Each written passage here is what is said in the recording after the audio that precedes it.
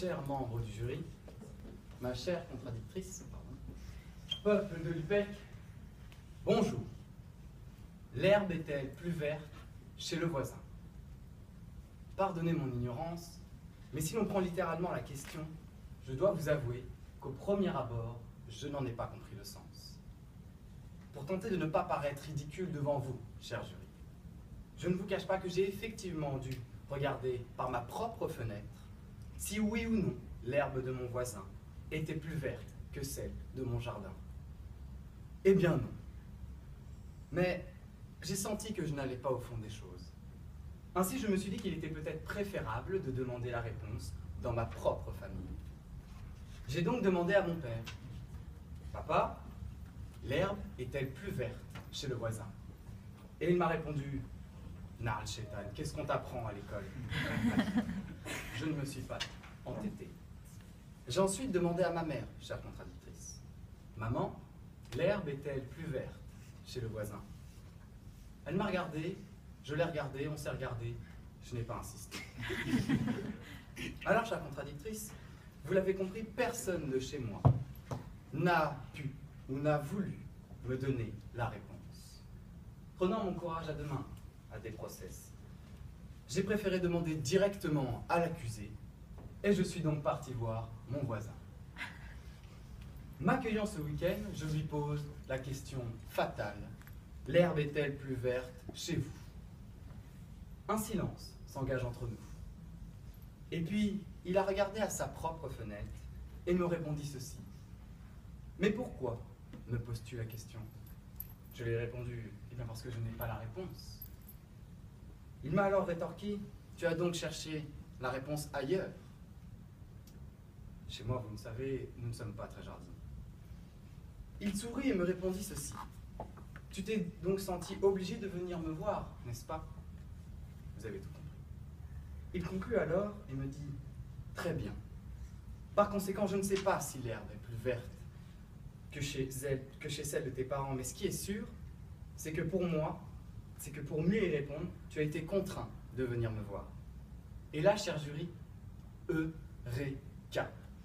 J'ai compris ce que voulait dire mon voisin. J'ai enfin compris l'enjeu de la situation, l'enjeu de notre débat.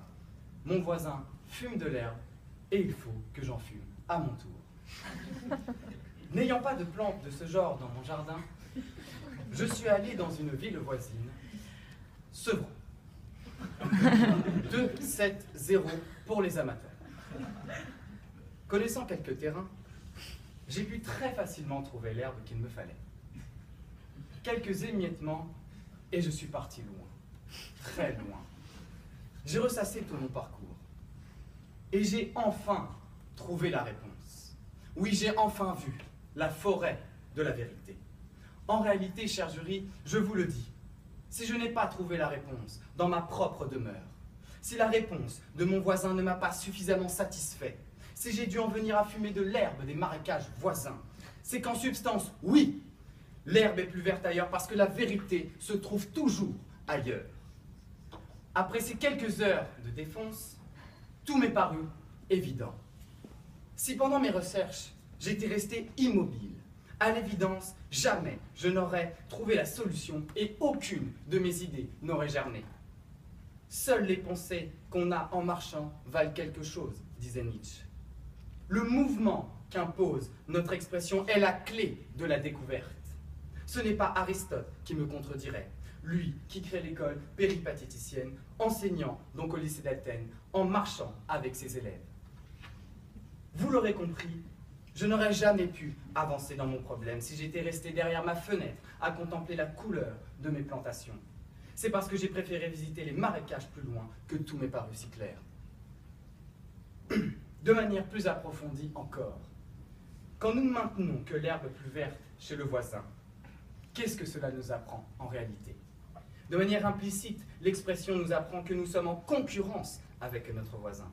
Si on ne se poserait pas la question d'une herbe plus verte à côté, comment pourrait-on avancer? La concurrence est facteur de progrès, chers contradicteurs.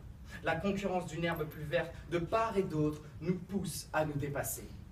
à faire toujours mieux que le voisin d'à côté, pour qu'au final, nous puissions tendre à construire des forêts toujours plus grandes et des jardins toujours plus beaux. Dans cette perspective d'ailleurs de concurrence, que serait la France si notre célèbre jardinier Charlemagne n'avait pas pensé que l'herbe des pays voisins n'était peut-être pas plus subtile? Sans ces pelouses conquises ailleurs, chère contradictrice, peut-être que la France ne serait pas cette puissance d'aujourd'hui. Et cette puissance, chère contradictrice, n'est-elle pas d'ailleurs si convoitée? Ainsi, je vous mets au défi, madame, d'aller dans cette nouvelle forêt qui pousse à Calais.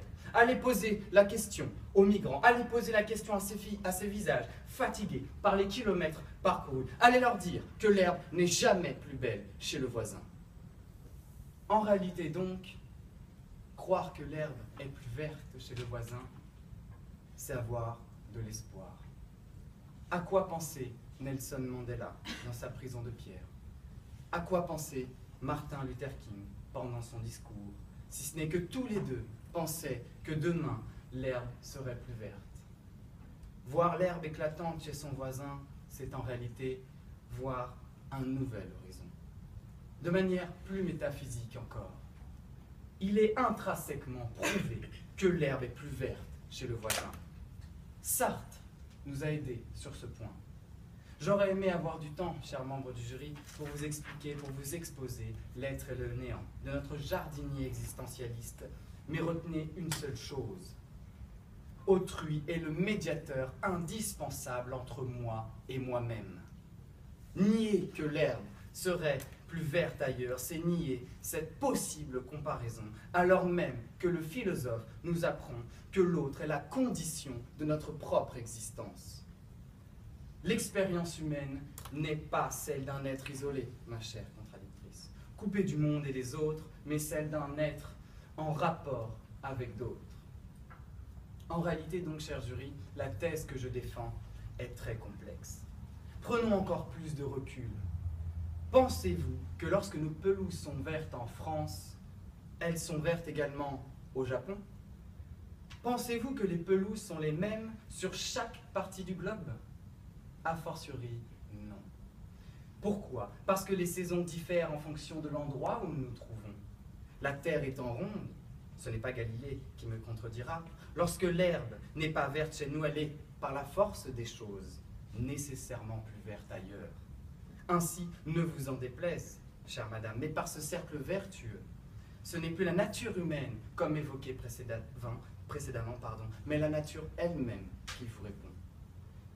Vous tenterez, madame, de nous démontrer que cet éternel retour du même n'existe pas.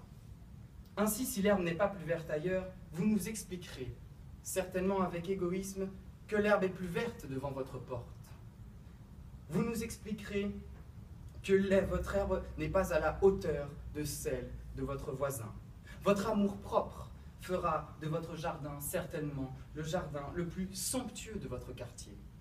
Vous gagnerez à coup sûr tous les prix des maisons fleuries.